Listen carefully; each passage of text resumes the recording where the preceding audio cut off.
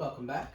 Today, class, we will be going over 1.5 trigonometric functions. Now, the goal today is for you guys to be able to graph trigonometric functions, graph advanced trigonometric functions, that's functions with some shifts, horizontal, vertical, some period changes, some amplitude changes, find some inverse functions, and then be able to graph those inverse functions as well.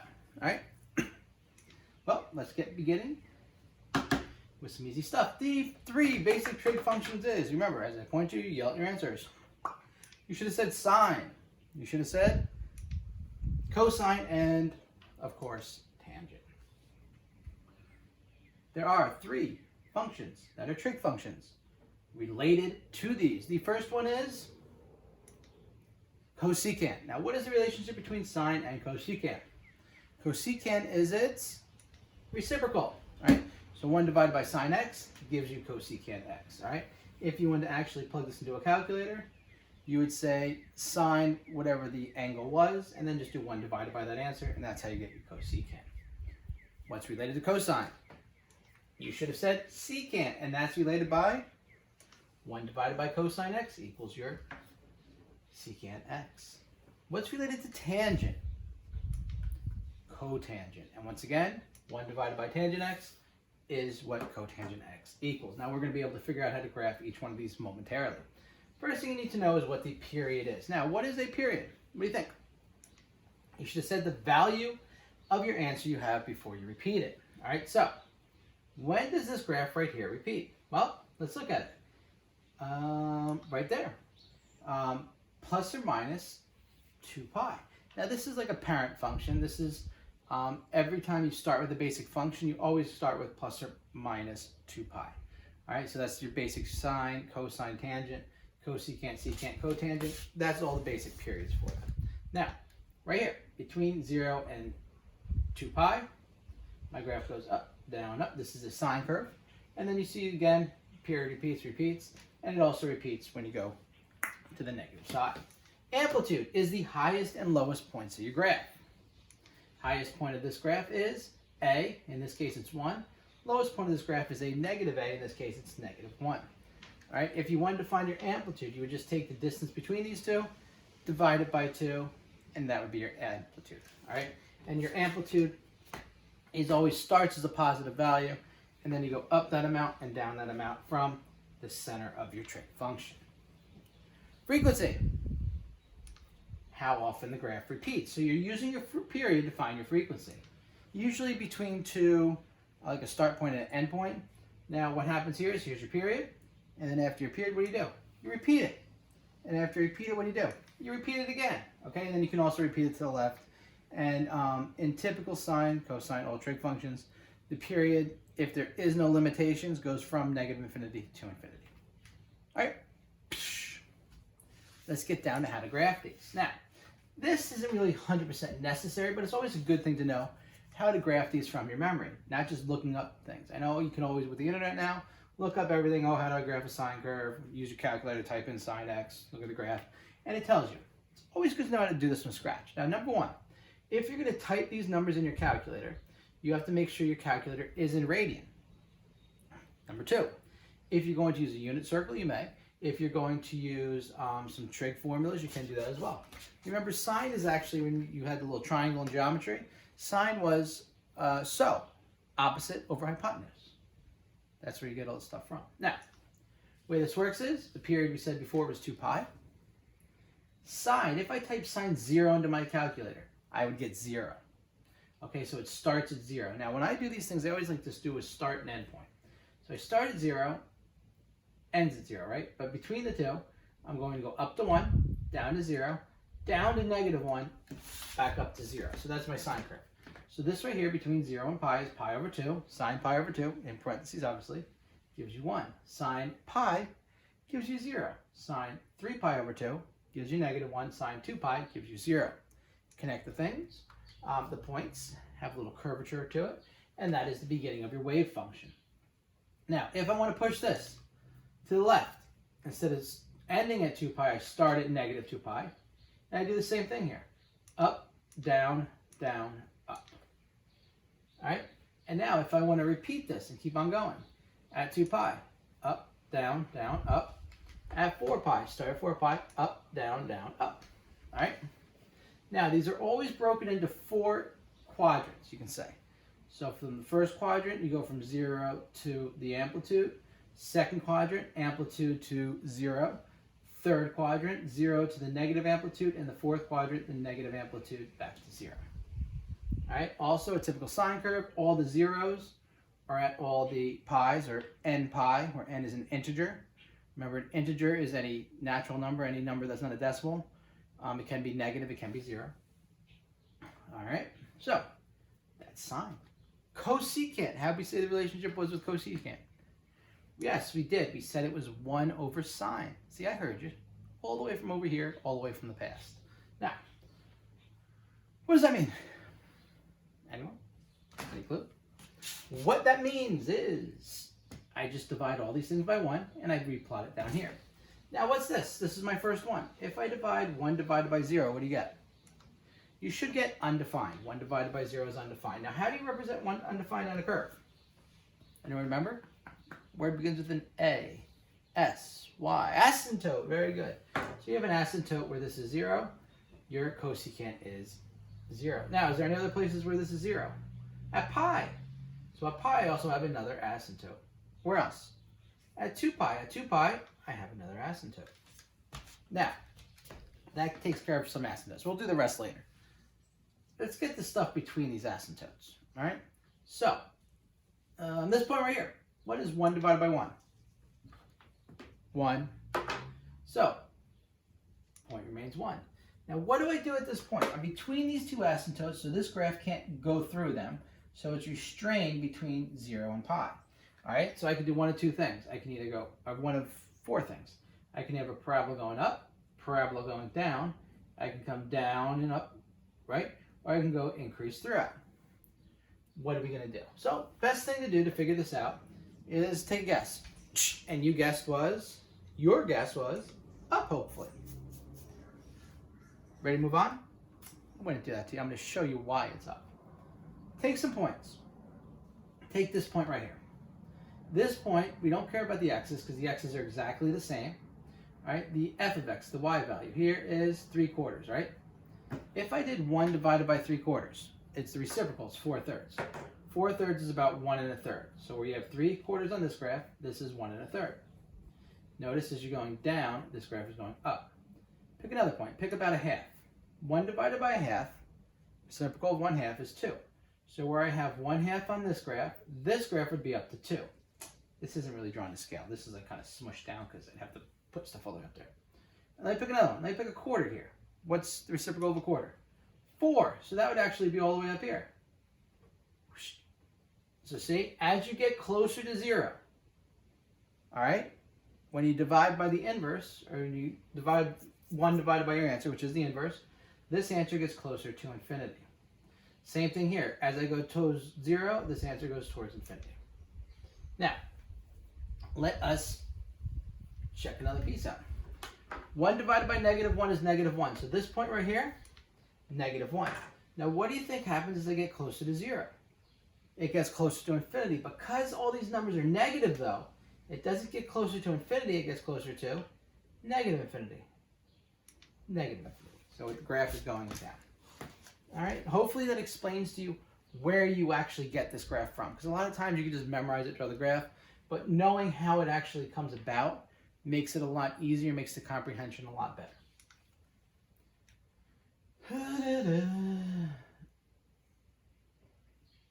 Asymptote. Asymptote. And you're doing the same thing here. So this went up and down. So this one is going to be -1. -1 goes here. +1. +1 goes here. When you're at +1, you shoot up. When you're at -1 down here, you shoot down. All right, and then it continues. Asymptote, asymptote, asymptote, asymptote, right?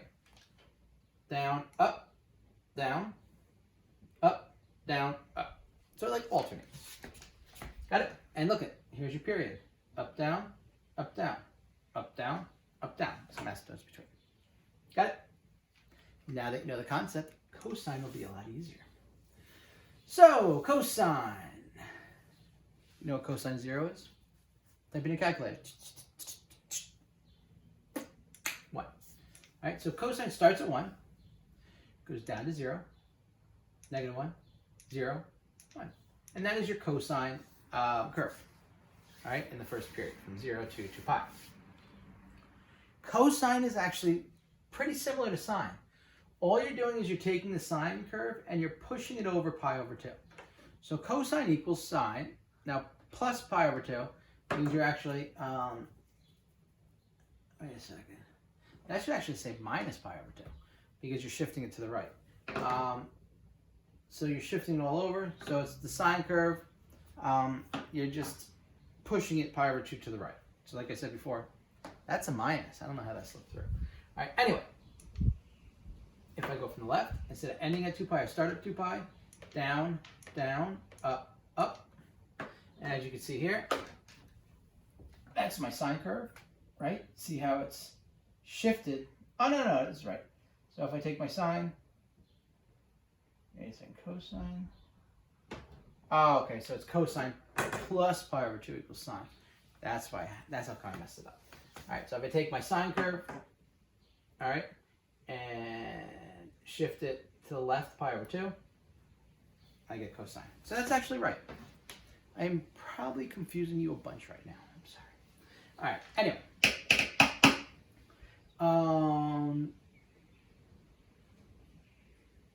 Continue on. Start at negative 4 pi, 0, negative 1, 0, 1. Right here, 0, negative 1, 0, 1. Now with secant, the way secant works, very simple. What are we going to do here? 1 divided by cosine. So, amplitude is 1 and negative 1 as it was before. All right, now the zeros are now at pi over 2 times n. All right, pi over 2, 3 pi over 2, 5 pi over 2, negative pi over 2, negative 3 pi over 2. So that's where my asymptotes are going to go. All right, now, they also go to the left. I'm going to pick a number between these two. Start this one. Negative 1. Oops, sorry. Start this one. 1. There's my 1. Oh, sorry. Got to finish my asymptotes. I didn't remember I went all asymptotes here. So wherever you have a 0, you have your asymptote here. 1, 1. What way does it go? As it goes towards 0, this graph goes to infinity. Negative 1, negative 1. As you go up, this one goes down. All right, and it continues on, up, down, and it goes to the left as well. All right, notice pretty much the same exact thing as the sine curve, although once again it is shifted pi over 2. Got it? Any questions? Good. All right. Tangent, cotangent. Ready?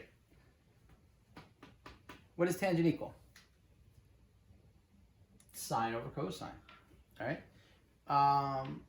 So, when do we have asymptotes here? We have asymptotes here when cosine x equals 0. So whenever cosine x equals 0, my answer is going to be undefined. So whenever secant has an asymptote, that's where tangent's going to have the asymptotes. See, when cosine equals 0, so that's pi over 2, right, times n. So, at all these pi over 2 pieces, that's where my asymptotes are going to be, from the left and from the right. Now, what about sine x? When sine x equals 0, what does my answer equal? 0 divided by anything is 0. So sine equals 0 at all the pi's. So pi n. So 0, pi, 2 pi. So when sine equals 0, tangent equals 0. 0, zeros, zeros. So all the places directly between the two asymptotes equals 0. Now what does this graph do between the two? Well, an easy way to figure this out would you just take a number and you do tan, say negative, what's this? This is 3.14. This is pi over 2. So like tan pi over 4 to tell you if you're going up or down. If you type that in, you'd see that the graph looks like that. It's kind of like an S curve or an X cubed curve. And what you're going to do with this graph is you're just going to repeat it every time to the right. And on the left-hand side, it does the same thing. It's always increasing from the left to the right. Got it?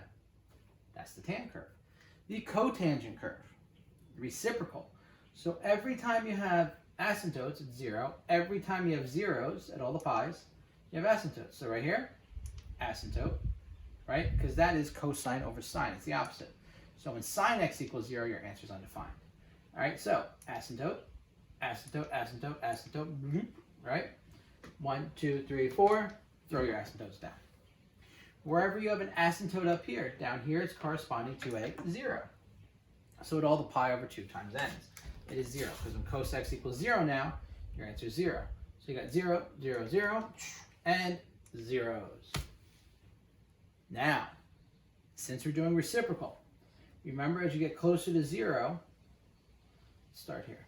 As you get farther away from 0, this graph is actually getting closer to 0.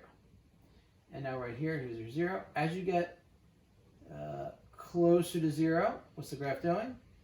It gets closer to negative infinity. All right, so that's why the graph is going from increasing to decreasing. It's decreasing graph. Everything right here is same, and everything on the left-hand side is also the same. All right, hopefully that brings some light to where all these graphs come from, because that will help you remember what the graphs actually look like in the future without hopefully referring to everything. All right, so these are 6 parent functions. Uh-oh. So now we're going to take these pieces and we're going to move them. Pretty much just the sines and cosines though. So hopefully you remember what this stuff is. And if you don't, we'll go over what it is now. So number 1, ow, that was my knee. A. Does anyone remember what A is? Amplitude. Amplitude, pretty much the height and the low, not height. The highest and the lowest points in the graph, your extrema, as we'll get into later on this year. So you always do the absolute value because it's always plus or minus that number. Period. Do you know how to find the period? We're going to give you a hint. We're going to use the b's here to find the periods. It's a fraction. And remember, think back to pre-calc. If you said 2 pi divided by b, you are correct, and it's the absolute value of b. So your period is always positive as well. Now the period, how are the period and frequency related? Remember that? Period equals 1 divided by frequency. So the frequency is just the reciprocal of that, which is the absolute value of b over 2 pi. This, we really don't care about. These are the 2 main ones, amplitude and period. Right? If you're going into something physics-based as a career, wave function. I remember when I was taking physics freshman year of college, we used to have labs, and in our labs, a lot of wave function in those labs. You're dealing with like spring functions and colors and stuff like that. There was a lot more, but I forgot. But anyway, a lot of wave function in physics. Number 7. What's our amplitude here? 3. So that means the highest point of this graph is 3. These all go up by 1s. The lowest point of this graph is negative 3. And this is just always pre-shift. P, period. 2 pi over, what's our b? 2. What is 2 pi divided by 2? 2 divided by 2 is 1, so your answer is pi. So that means from 0 to pi, all right, I am going to have my graph, and my graph is going to be my sine graph. So I'm going to use my sine graph. So between these 2 points, I am going to have to go up to the amplitude, down to 0, down to the negative amplitude, and back to my period.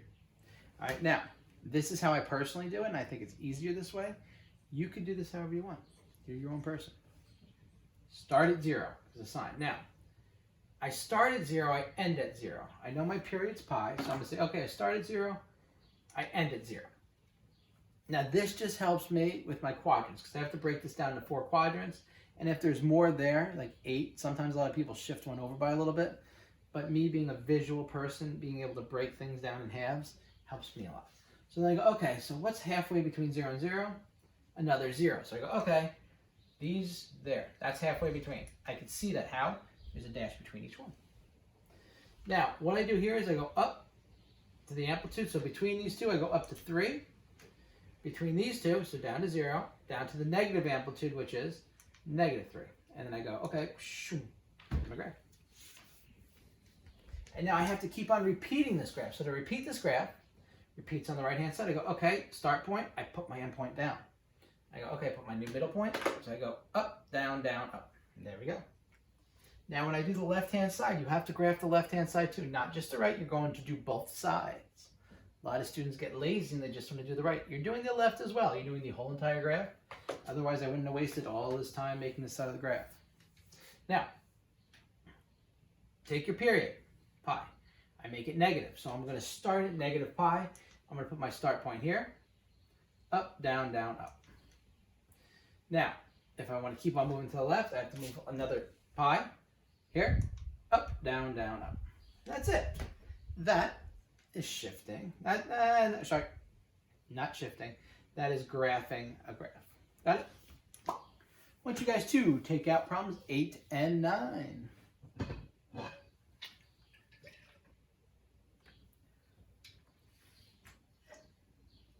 Alrighty, ready? Problem number 8. Amplitude is 4. These go by 2. 2, 4, 6. So positive 4, negative 4. Period. Not 2. It's 2 pi divided by 2. Which reduces to pi over 2. Oh, sorry, pi over 1, which is pi. So that means from 0 to pi, I am going to have to draw the cosine curve. Now, in case you guys forgot what the cosine curve looked like, it starts at the amplitude, 0, negative amplitude, 0, amplitude. So I am going to go, okay, I start at the amplitude here, which is 4. I'm going to end at the amplitude here, which is 4. Between these two amplitudes is a negative 4. So I go 4, 0, negative 4, 0, 4. Draw my little line. Very good. Now I go, okay, now I have to go to the left. All right, so I continue on. Down, up. When I push to the left, all right, I have to start at the negative periods. The period was pi here. I'm going to start at negative pi. And that starts at the amplitude, which is 4. So I go 4, 0, negative 4, 0, 4. Graph looks the same. I start at negative 2 pi. 4, 0, negative 4, 0. Oops, let's shift over a little bit. All right, got it? There's my graph. And please, I hate this. Do not go make like straight lines. These are little curves. Mine aren't exactly. You're not going to get exactly, but at least put a curve like a little parabola so it looks like you know kind of what you're doing. And it's very hard to make these on PowerPoint. That's why mine aren't exact. All right, you try doing perfect cosine curves on PowerPoint. Not an easy thing. All right. Number 9. This negative sign we will deal with in the end. Some people like to deal with it at one time. I want to do everything and deal with the negative sign in the end and discuss what it actually means. So first thing, amplitude, absolute value of negative 2. This is why we use absolute value. It's 2. So it's going from 2 to negative 2. Got it? All right. Period. 1/2. What's 2 pi divided by 1/2? 2 pi times the reciprocal of 1/2 is 2. 2 pi times 2 is 2 times 2 is 4. So it's 4 pi. So this whole entire thing here is our period. So let's break this down. We're going to use a sine. So we're going to start at 0. Where are we going to end?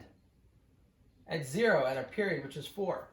Between 4 and 0 is 2. So that's our 2 pi. Another 0. Between these two, between 0 and 2 pi is pi. Amplitude, which is 2. Between 2 and 4 is 3. Negative amplitude, which is negative 2.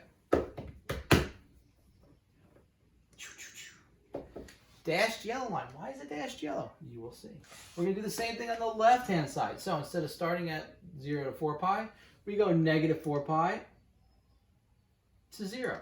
So 0, 2, 0, negative 2, 0. And that's our almost answer. Negative sign. When you have a negative in front of a function, what does that mean? It means you're going to flip the function. What do you mean flip? It means you're reflected across the x-axis. So whatever is plus is negative, whatever is negative is positive. Whatever 0 is 0. So all these zeros do what? When you flip them, they remain 0. But 2 becomes negative 2. Negative 2 becomes positive 2. Connect your trigger. Negative 2, positive 2, positive 2, negative 2. So the run one is our actual graph. All right? Kind of looks like DNA, doesn't it? Try problems 10 and 11. This would have been your homework, but it is not your homework because obviously going over it.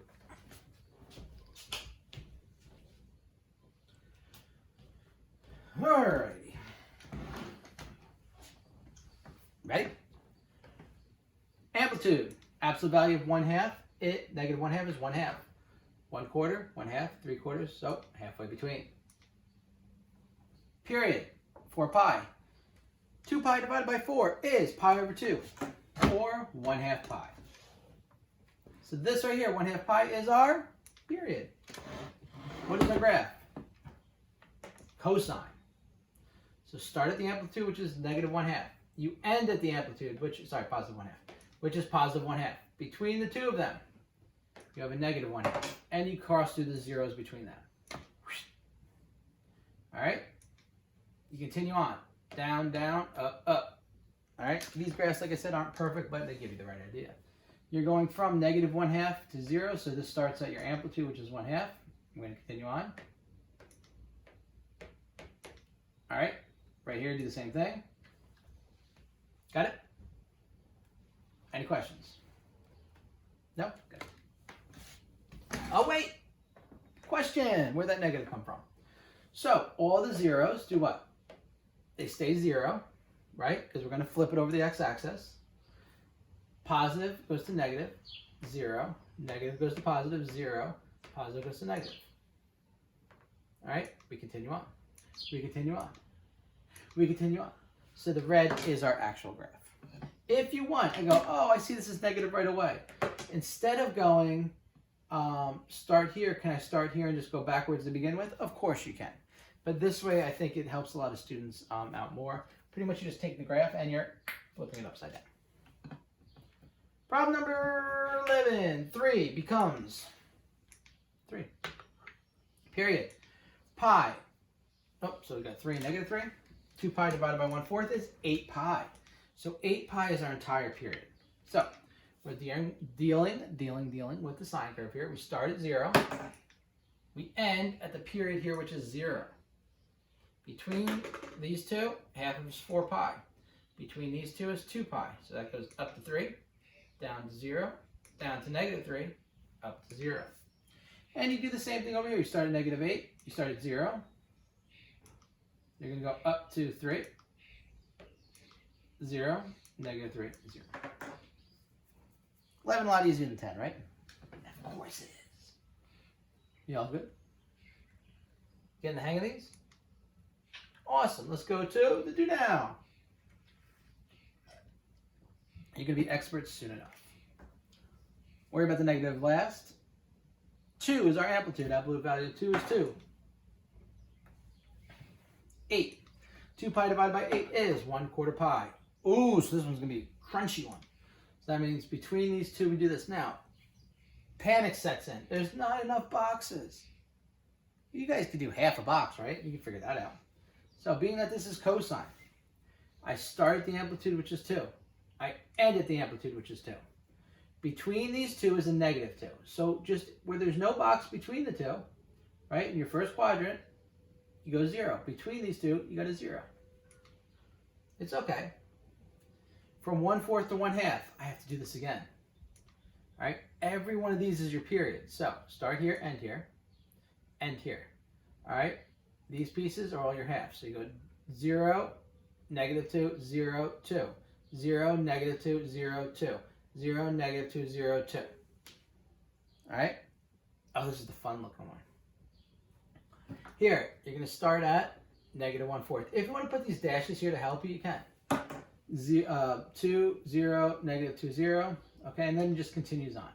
All right, I usually put dashes going down every time I hit a period, just so I don't keep on messing stuff up. Me personally, I think it's easier that way. Now, this is one where you may have not wanted to do it this way because you have to flip over the x-axis because that is a negative 2. So all the zeros remain the same, but everywhere you see a positive, it's going to be negative. So negative 2, positive 2, negative 2, positive, positive 2, negative 2, positive 2. All right, oh, missed some positives. That one looks really crazy, doesn't it? And then you can erase the other stuff in the end. Got it? Awesome. Absolute value of 6 is 6. 2, 4, 6. 2, 4, negative 6. 2 pi x. Ooh, that's a weird one. What's 2 pi divided by 2 pi? 1. That's why the graph has no pi's here. So 1 is my period. 0 and 0 at 1. So 0, 6, 0, negative 6, 0. Repeat. This one, you're going to start at negative 1 at 0. 0, 6, 0, negative 6, 0. At negative 2, you start 0, 0, 6, negative, 0, negative 6, 0. A lot of numbers here. Okay? All right. Now, sorry. Next section. Shifting the graphs. You can shift graphs two ways. You can do it vertically. Up and down. Vertically. Up and down. You can do it horizontally. Left to right. All right. When do you do a vertical shift? You guys remember? Think back to the graphing lesson we did. That is when you are going up and down. You are adding or subtracting a number after the function. So, in this case, you have a positive a that moves to the up. Subtract by an a that moves down. Remember, this is outside the function, not inside the function. All right. Horizontal. That moves left to right. Y equals, when you do horizontal, it's inside the function. So that'd be sine. Now here's the thing. It's a little bit different. Your bx, your b is still from your period. B is still from your period, plus or minus c. Now the way you shift this horizontally is it's actually c over b. All right. So positive c over b moves. Do you remember which way positive moves? To the left. And a negative moves to the right. It's actually opposites. That's why I got so mixed up with that other thing before. So let's try two examples. Right here is your sine curve. I already put points on it. Already made it nice and easy for you. If I say 2 plus this, which way am I moving to? Up. So I just take all these points, and I'm going to shift all those points up 2. So I take 1, 2, 1, 2, move those 2 points up 2, and I move the rest of the points up 2. I'm moving everything up 2. And then you connect the points, and you're done. That's it. That was pretty easy, wasn't it? So a shift up 2, you just shift everything up 2. Now, horizontal shift. Let me give you my, I don't know if that's my good or my bad side, but we'll switch over a little bit. So, y equals sine x plus pi over 2. This is my c, this is my b. Since there's nothing left next to the x, it's just 1. So it's just pi over 2 divided by 1, which is pi over 2, meaning I'm going to move the left towards me, pi over 2. Because each one of these boxes is pi over 4, that means 2 boxes is pi over 2. So I'm going to take each point and I'm going to slide it over 2 boxes. Slide it over 2 boxes, 2 boxes, 2 boxes. And everything slid over 2 boxes gives me an infinite number of new points. And when you connect them, you get your new answer. Got it? If this was a minus, we would shift it to the right. Good? Let's implement all this fun stuff. Let me go over here. Ugh. All right, so first one. What is our amplitude? Now there's a ton of stuff here. Well, there's nothing in front of this sign, so it's like a 1's in front of the sign, so the amplitude is 1. All right, it's a base, so we could say this is 1, this is negative 1. What is my period? Whatever is next to the x. So the period is 2 pi divided by b. The b is the thing next to the x, so it's 2 pi divided by 2, which is pi. The setup is the hard part. So that means from 0 to pi is where I have my period. All right? Vertical shift, that's your shift going up or down. All right, so do I have any numbers added or subtracted out of here? No. So there doesn't have to be a vertical shift. Now, I always like to graph this graph first and then do my shifts. So let's try that first. It's a sine graph. So I'm going to start at 0. All right, I end at 0. The middle is 0. And I go up to 1, down to 0, down to negative 1, up to 0. and then I continue that to the right, and I continue to the left. So from here, I do the same thing, and that's my graph. All right, repeating the same thing every pi. Now, like I said before, vertical shift, this is plus or minus 0. There is no vertical shift. Horizontal shift. Interesting. Minus 1/2 x. What does that mean? Anyone? How do we do that again? The horizontal shift is your c divided by b. Your c is this stuff, and your b we said was 2.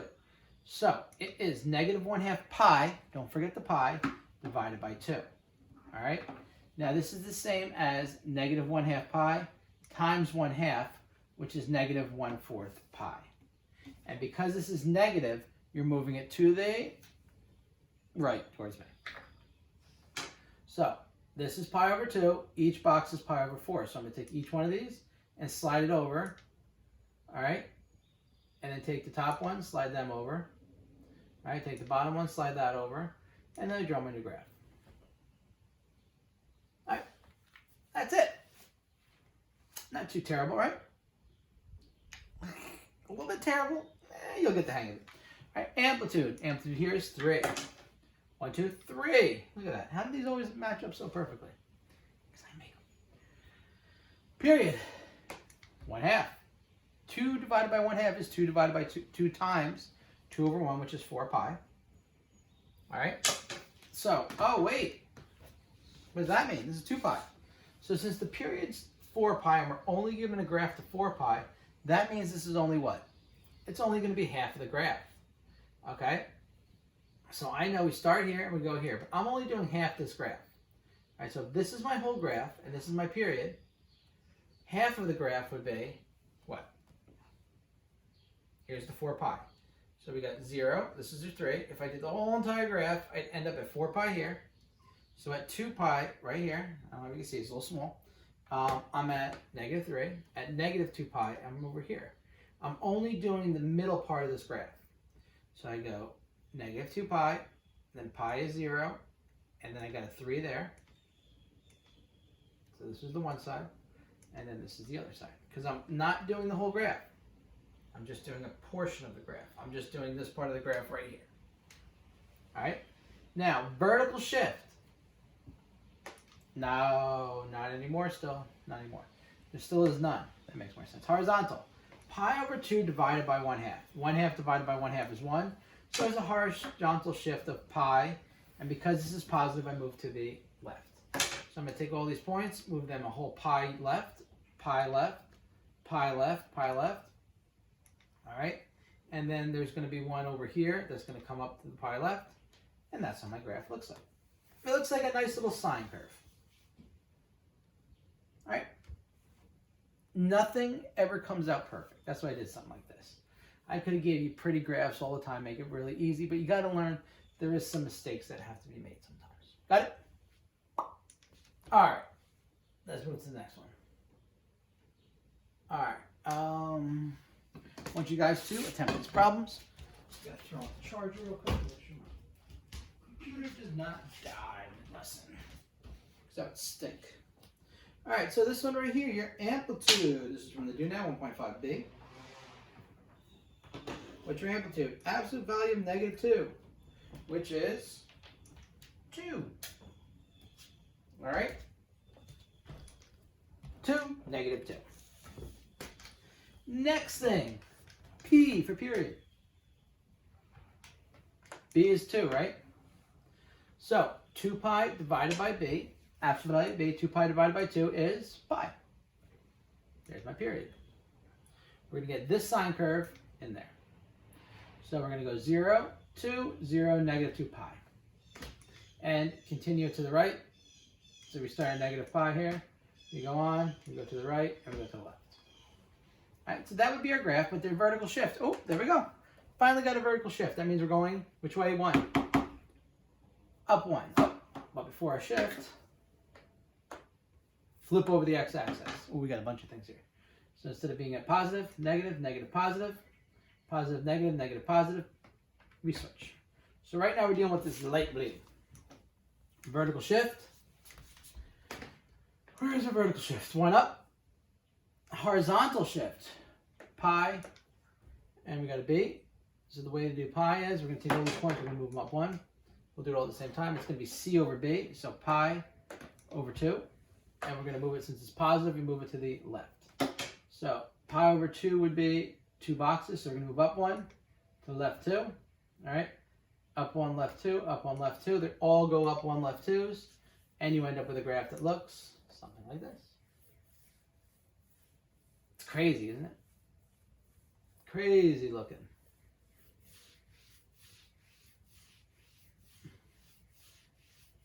All right, notice the new range is from -1 to 3. That's why these things don't cross the x-axis perfectly, because it's actually shifted. All right, so the b. Amplitude 1/2. If this is 1, amplitude is halfway between, and a -1/2, period. 2 pi divided by 1/4, which is 8 pi. Once again, oh, look at that, we only got 2. So it's only going to be what part of it? 1/4. So if negative period to period, we're only going to be dealing with this piece right here. All right, -8 pi, 8 pi would be this whole graph, right? Since we're only dealing with 2 pi to 2 pi, -2 pi to 2 pi, we're only going to be dealing with this little section right here, which is just a 0, increase to the amplitude, decrease to the amplitude. So we only got like a little hump. That's pretty easy. Vertical shift. No vertical shift. Horizontal shift. C, which is 3 pi over 2 divided by 1/4. The 2 goes to the bottom here, so it's 3 over 8. The 4 goes to the top, so 3 times 4 is 12 pi divided by 2, which is 6 pi. Positive means it moves to the left. All right, so we're going to take this whole graph here, and we're going to move everything 1, 2, 3, 6 pi to the left. So the new box we're going to be dealing with is this box down here. So it's easier just to deal with draw the whole graph and then transpose it afterwards. So at -8 pi, you're at the amplitude. You go to 0 at the new origin, and then you go to negative amplitude at the 2 pi. And that would be our graph. All right, draw the graph, shift the whole thing over, and it's a lot easier. Alrighty. Okie dokie. Ready for the next one?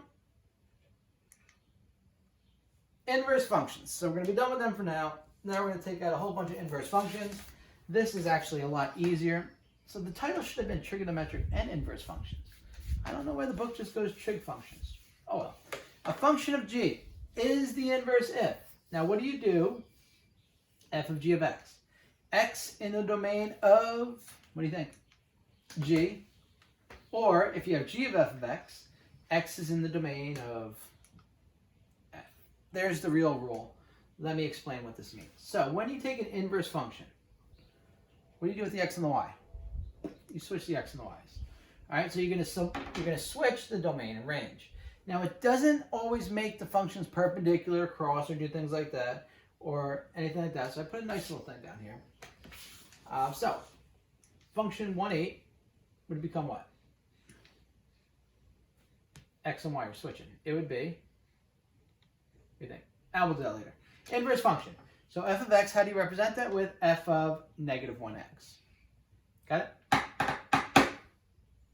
Now, first step, replace the f of x with the y. F of x equals x plus 7. This becomes y equals x plus 7. Why do you do that? Because it's just easier in the end. You could pretty much merge any way you want these steps together, but over the years, these are the steps that developed to make this easier. So step 2, what do you do with the x and the y's? You switch the x and the y. So wherever you see a y, you put an x. Wherever you see an x, you put a y. What do you think step 3 is? Solve for y. So in order to solve for y here, what do you do to both sides? Subtract x. Solve for y means isolate y by itself. So y equals x minus 7. Always put the y on the left-hand side too. And step 4 is the opposite of step 1. Instead of replacing the f of x with a y, you're going to replace the y with a f -1x. So you replace with the inverse. So the inverse of x is x minus 7. Here's the graph, x plus 7.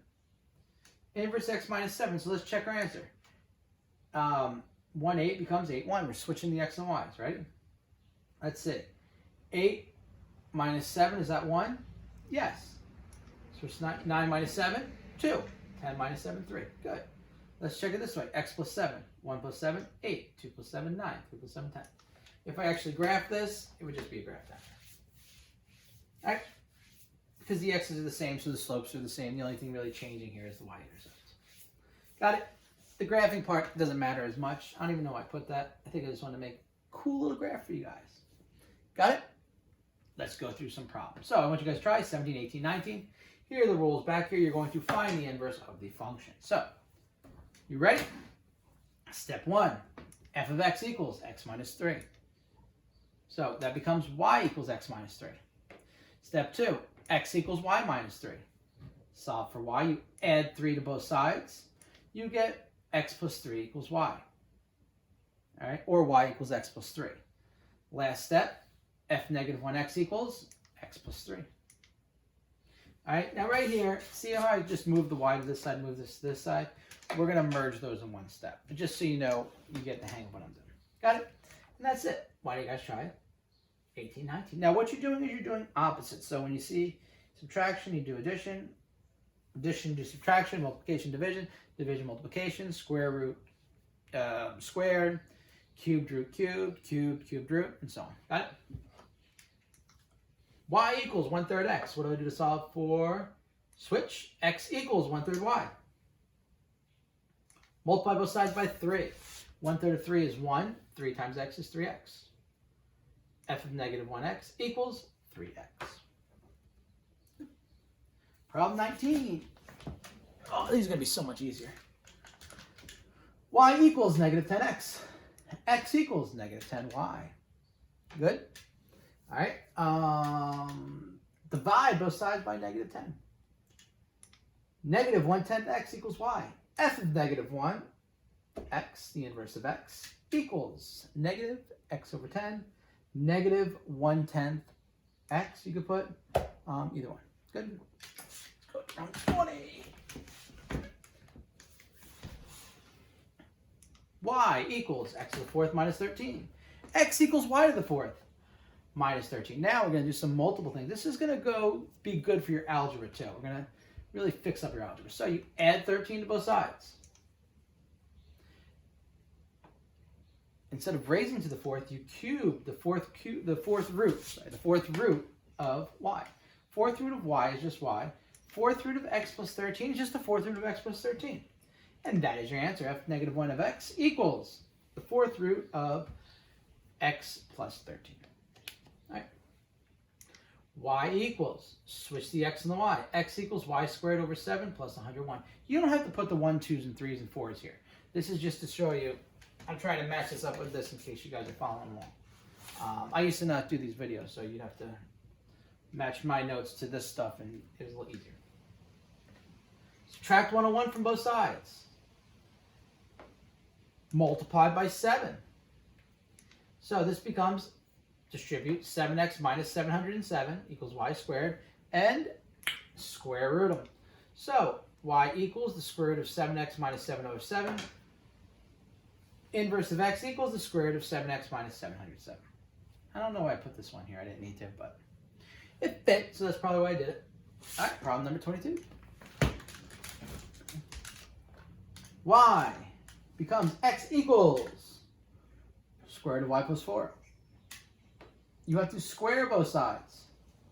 X squared, when you square a radical, it just becomes y plus 4. You're going to subtract 4. X squared minus 4 equals y. F negative 1 of x equals x squared minus 4. You like these, right? These are easy. All right, do the next 3.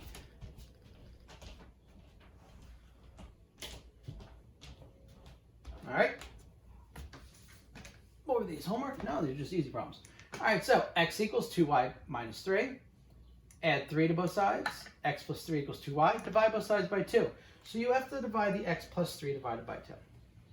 Now, if you don't do this in this exact order, your answer will be wrong. X plus 3 over 2 equals y. Or you can do 1/2 times the quantity x plus 3. Or x over 2 plus 3 over 2 equals y. It doesn't matter. This is your final answer. X plus 3 divided by 2. X over 2 plus 3 over 2. All right, and so on. Oh, it's a tough one. No, it's not. X equals 3y. Divide both sides by 3. 1/3 x, or x over 3 equals y. F of negative 1 of x equals x over 3. All right, another easy one. Y equals x to the 5th. All right, x equals y to the 5th. Take the 5th root of both sides. The 5th root of x equals y. That's your answer. F negative 1 of x equals the 5th root of x. All right, we all good? Close is easy. All right, let's do inverse functions. What is this? Oh, this is you do now. I thought it was a new rule. All right, so analytical 1-to-1. This is something that was thrown in, not very difficult. If you take the inverse of a function, it's just actually that same function. If you take the function of an inverse, it's also that same function. So pretty much what it means is that stuff right there. If I say, it's the same as saying, what is half of 2? 1. What is 8 times 1/8? 1. Okay? What is the inverse of, say the function is x, the inverse of a function is just the function itself. If you go backwards and forwards, just cubed root of a cubed number. Let's see. That was a very bad explanation, but hopefully I get around it. All right, so 1.5c. Y equals x cubed plus 1. X equals y cubed plus 1. Subtract 1. Cubed root. Inverse of x equals the cubed root of the quantity x minus 1. Ready? Y equals square root of the quantity 2x minus 3. X equals the square root of the quantity 2y minus 3. Square both sides. X squared equals 2y minus 3. Add 3 to both sides. X squared plus 3 equals 2y. Divide both sides by 2. So, inverse is x squared plus 3 over 2. X squared over 2 plus 3/2. Either one will give you your answer. All right? Either one's acceptable for me. I don't care. All the same. Math has multiple answers that mean the same thing. None is better than the other. At least for me, it's not. Let's go. This was your homework. Switch to 2. X equals y cubed minus 1. Right? Add 1 to both sides. X plus 1 equals y cubed. Take the cubed root of both sides. And you get the inverse equals the cubed root of x plus 1. All right? 27. That's real easy. Switch the x and the y. X equals the square root of y. You have to square both sides. X squared equals y, so the inverse of x equals x squared. Right? 28. Y equals x squared. X equals y squared. So this is actually the opposites. So you're going to square root each one. You get square root of x equals y. Inverse of x equals the square root of x. So see, this is what I mean. If you do the inverse of a square root, you get x squared. Inverse of x squared, you get square root. See? Opposites. All right? 1-to-1. You go one way, opposite go the other way. Good? All right. More homework. Switch the x and the y's. Square both sides. X squared equals 4 minus y squared. Subtract 4 from both sides. X squared minus 4 equals negative y squared. Negative has to be taken care of first. Penn does. Multiply or divide both sides by negative 1. You get negative x squared plus 4 equals y squared. Square root both sides. Inverse of x equals the square root of the quantity of negative x squared plus 4. Boom! That was easy, right? Pretty much the same thing, except for we changed signs. So, first thing you're going to do is switch the x and y. X equals the square root of y squared minus 4. Square both sides. X squared equals y squared minus 4. Add 4 to both sides. X squared plus 4 equals y squared. Now square root both sides. The inverse of x equals x squared plus 4. Notice the only difference here was positive, negative. And that was because